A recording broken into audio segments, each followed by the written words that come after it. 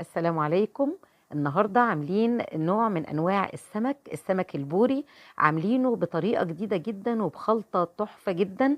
عاملينه في الكيس الحراري يا جماعه، لاول مره نعمل السمك في الكيس الحراري. كان مديله نفس وطعم رائع جدا مع التتبيله اللي احنا عاملينها.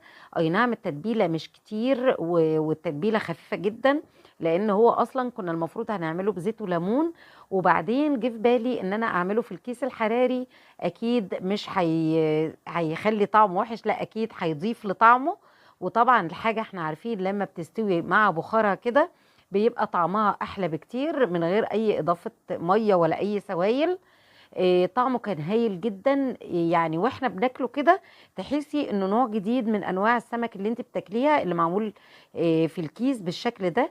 استوى واتحمر في نفس الوقت، وكان طعمه هايل جدا.